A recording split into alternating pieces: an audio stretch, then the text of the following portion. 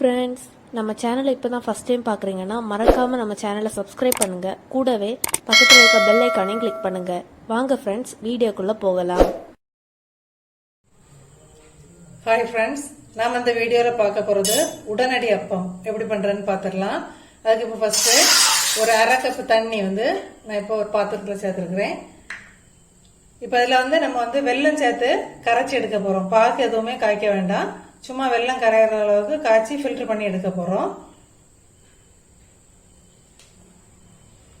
அதுக்கு ஒரு கப்பு வெல்லம் எடுத்துக்கிறேன். நீங்க ஏது கப்புல வேணா நீங்க மெஷர் பண்ணிக்கலாம்.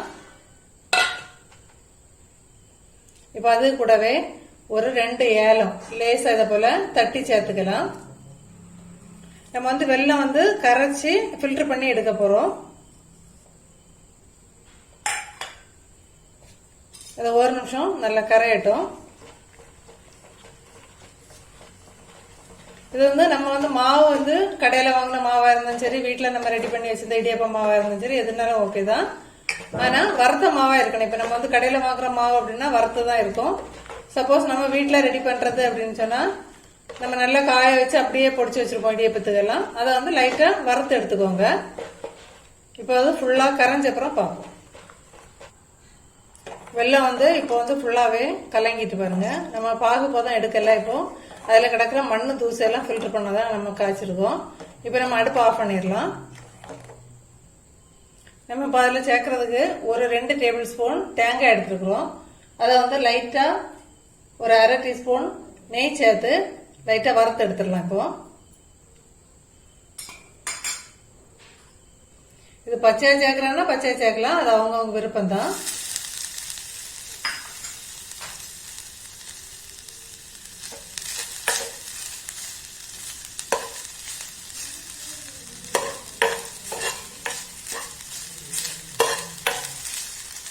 ரொம்ப செவக்க வறக்கணும் அப்படின்னு.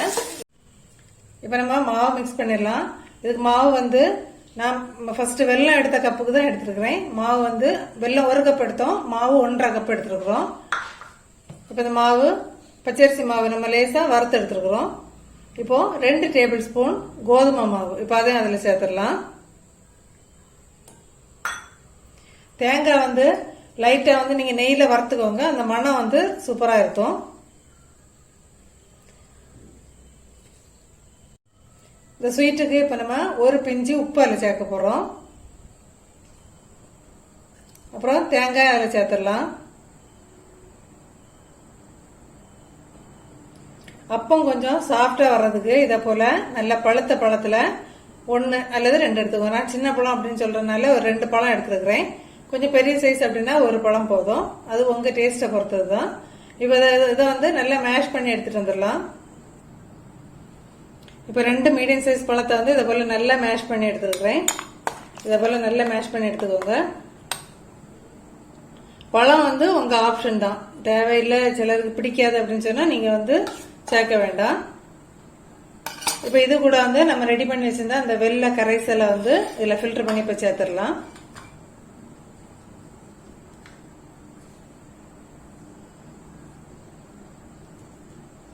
அது வெள்ளை கரைசல் உங்களுக்கு ஆறணும்ட்டு இல்லை, சூடா இருந்தாலும் ஒன்றும் பிரச்சனை இல்லை. இப்போ இதை நல்ல விஸ்க் எடுத்து கட்டிகள் எதுவுமே சேராம கொஞ்சம் நல்லா கலக்கி எடுத்துக்கலாம்.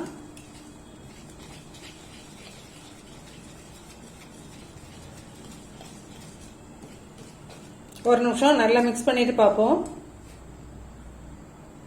இப்ப நம்ம மிக்ஸ் பண்ணிருக்கோம். தண்ணி இப்ப போதாது, ரொம்ப கட்டியா தான் இருக்குது. நீங்க ஃபர்ஸ்ட் டைம் செய்றீங்க அப்படின்னு சொன்னா கொஞ்சம் கொஞ்சமா சேர்த்துக்கோங்க. ஒரு 1/4 கப்ல இருந்து ஒரு அரை கப் வரைக்கும் தண்ணி தேவைப்படும். நீங்க கொஞ்சம் கொஞ்சமா சேர்த்து மிக்ஸ் பண்ணி எடுத்துக்கோங்க. ரொம்ப தண்ணி ஆயிட்டு அப்படின்னு சொன்னா நமக்கு அப்போ எண்ணெய் குடிக்கும். அதனால கொஞ்சம் ஸ்லோவா கொஞ்சம் கொஞ்சமா சேர்த்து மிக்ஸ் பண்ணி எடுத்துக்கலாம். இப்ப இந்த டைம்ல நம்ம இப்போ அப்போ உடனே நம்ம ரெடி பண்ண போறோம். அதனால ஒரு பிஞ்சு சோடா உப்பு சேர்த்துடலாம். சேர்த்துட்டு தண்ணி நம்ம கொஞ்சம் கூட சேர்த்து கொடுத்து மிக்ஸ் பண்ணிடலாம் நல்லா.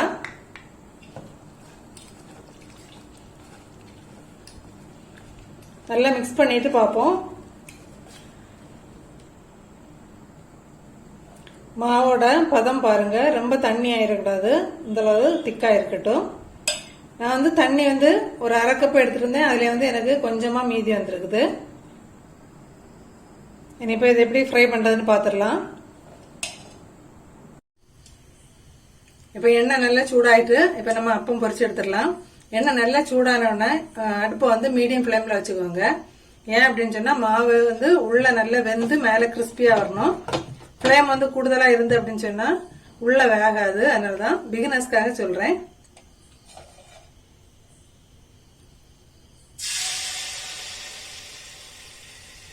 இப்ப நீங்க கடாய் கொஞ்சம் இதை போல பெருசா எடுத்திருக்கீங்க அப்படின்னு சொன்னா 2-3 சேர்த்து நமக்கு ஊத்தி எடுக்கலாம். இப்ப சப்போஸ் பிகினர்ஸா இருந்தா ஒன்னொன்னா ஊத்தி எடுங்க. அந்த அப்பம் மேல எலும்பி வந்த அப்புறம் அடுத்த ஊத்திக்கோங்க.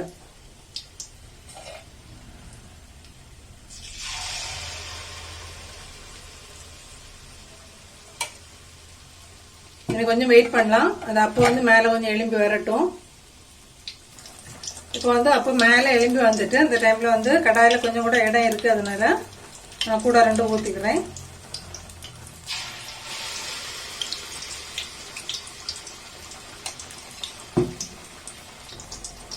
இப்ப பாருங்க, ஒரு சைடு சூப்பரா சிவந்து வந்தாச்சு. நம்ம இந்த டைம்ல வந்து பக்கத்தை திருப்பி போட்டுக்கலாம்.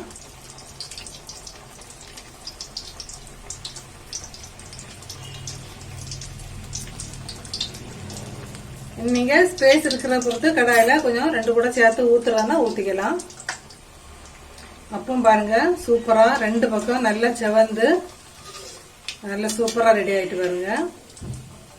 இந்த டைம்ல நம்ம எடுத்துடலாம். அடுப்போட ஃப்ளேம் வந்து மீடியம்ல வச்சுக்கோங்க.